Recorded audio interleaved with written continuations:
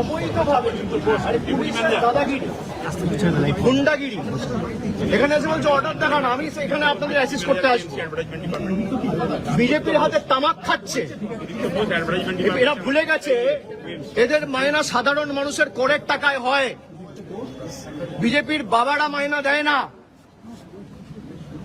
কোন পার্টি কোথায় বিলবোর্ড লাগাবে এই রাস্তা জুড়ে বিজেপির হোর্ডিং, এই পুলিশ আর কেএমসি খুলবে একটাও? এই রাস্তা জুড়ে যত বিলবোর্ড আছে, 4টে বিলবোর্ড খুলতে বলুন, 400 বিলবোর্ড আছে, খুলবে? আমার অফিসের বাইরে আমি কি বোর্ড লাগাবো সেটা বিজেপি ঠিক করবে? এটা ভারতবর্ষের গণতন্ত্র নমুনা। আজকে হাতে নাতে ধরা পড়েছে, এখন অর্ডার ঠিক করতে নিয়ে গেছে। আর এই পুলিশ এসে কেএমসি কে মদত দিচ্ছিল যে আপনারা ঢুকে পড়ুন।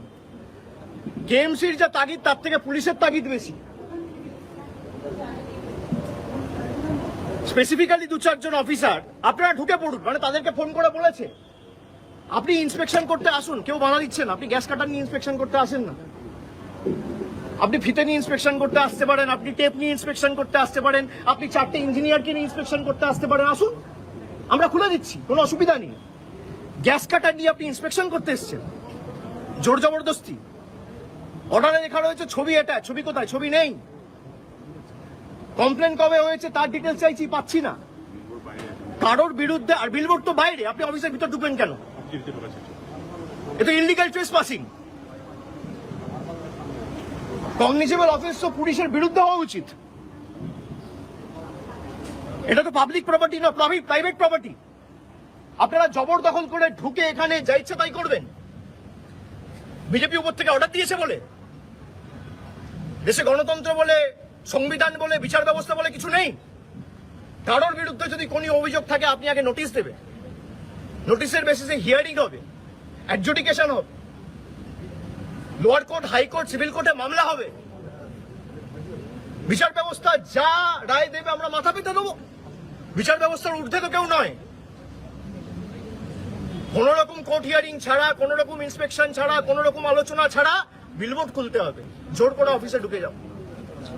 ये जेंजिस को सारी चीजें फास्ट चाहिए और हर काम के बाद रिवॉर्ड्स भी चाहिए, और यही चीज करके नावी यूपीआई सिर्फ 2 साल में इंडिया का फास्टेस्ट ग्रोइंग यूपीआई ऐप बन गया है। कैसे, चलिए समझाता हूँ। देखो, नावी यूपीआई ने जेंजिस को जो चाहिए वही।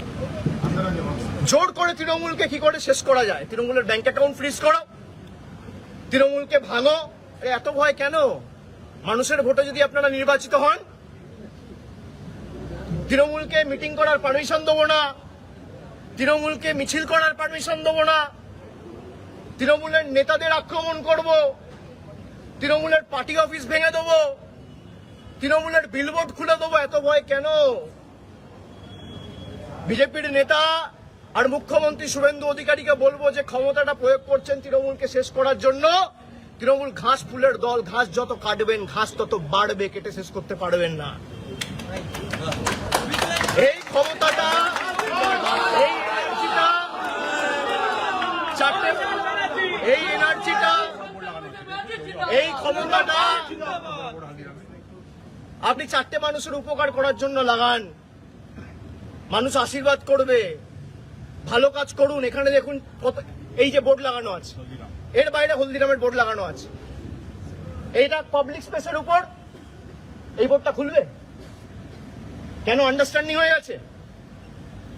ফুটপাতের উপর বোর্ড লাগানো, পুলিশ এখানে দাঁড়িয়ে, কর্পোরেশনের প্রতিনিধিরা এখানে দাঁড়িয়ে, কেউ খুলবে না।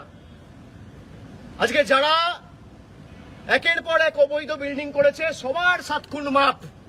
তার কারণ তারা বিজেপির হাতে এখন তামাক খাচ্ছে। যাদের ভোটের আগে বলেছিল এই করব তাই করব, তারপর বিজেপির বি টিম হওয়ায় সব মাপ। পুলিশ আজকে যে আচরণ করেছে, যে গুন্ডাগিরি করেছে, আমি এদের বিরুদ্ধে ইন্ডিভিজুয়ালি এদেরকে পার্টি করে হাইকোর্টে রিট ফাইল করব। কেউ যদি ভাবে এই এখনো এক তন্ত্র চলছে ভারতবর্ষে, দেশের সংবিধানের ঊর্ধ্বে কেউ নয়। কোনো অবৈধ কাজ পুলিশও করতে পারে না, কোনো রাজনৈতিক দলও করতে পারে না, কোনো সরকারও করতে পারে না, কোনো কর্পোরেশনও করতে পারে না, কেউ করতে পারে না। সংবিধান মেনে সবাইকে কাজ করতে হবে। আজকে যেই হাতে নাতে ধরেছে অর্ডার নিয়ে এখন ছুটে গেছে, অর্ডার সংশোধন করে আনবে। আমরা ইতিমধ্যে চিফ জাস্টিসকে লেখা শুরু করেছি, কোর্টে মামলা ফাইল হচ্ছে। আমি সংবাদ মাধ্যমের প্রতিনিধিদের বলবো যে সঠিক খবরটা আপনারা মানুষের কাছে তুলে ধরুন। যেভাবে মানুষকে হয়রানি করছে, হেনস্থার শিকার হতে হচ্ছে, বিশেষ করে গরিব, নিম্ন মধ্যবিত্ত, এসসি, এসটি, মাইনরিটি, ওবিসি, একের পর এক বুলডোজার চালিয়ে গরিব মানুষের ঘর ভেঙে দেওয়া, তাদের রুজি রোজগারের উপায়, দোকানপাট সব ভেঙে গুঁড়িয়ে দেওয়া।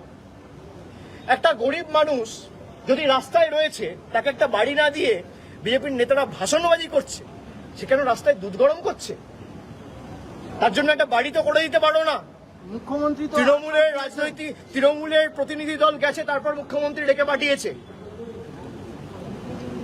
কেন? মুখ্যমন্ত্রী যদি এই ঘটনাকে সমর্থন না করে, তাহলে অগ্নিমিত্রা পালের বিরুদ্ধে মুখ্যমন্ত্রী ব্যবস্থা নিচ্ছে না কেন? আমার প্রশ্ন। উনি বলছেন, কি বলছেন? আপনি কি তাহলে অবৈধ উচ্ছেদকে, অবৈধ এনক্রোচমেন্টকে সমর্থন করছেন? খুব ভালো প্রশ্ন, রিপাবলিক বাংলা। আমার একটা পাল্টা প্রশ্ন থাকবে, একটা পাল্টা ছোট্ট প্রশ্ন। আপনারাই বলেন, দেশের প্রধানমন্ত্রী নরেন্দ্র মোদী চা বিক্রি করতো রেলওয়ে স্টেশনে। রেলওয়ে স্টেশনটা কি তার সম্পত্তি না পাবলিক সম্পত্তি? এই উত্তরটা দেখ, তারপর আমাকে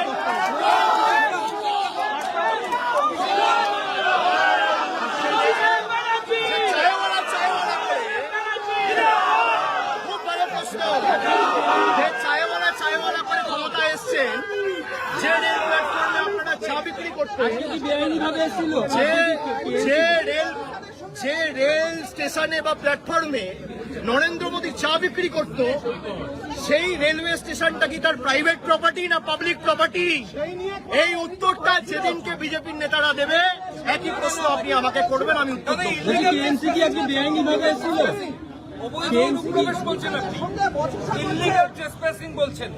একেবারেই আমি ডিটেলসে বলে দিয়েছি, আপনারা পরে এসছেন, ফুটেজ নিয়ে নেবেন। আপনি পুলিশ অফিসারের সঙ্গে বচসা করছেন?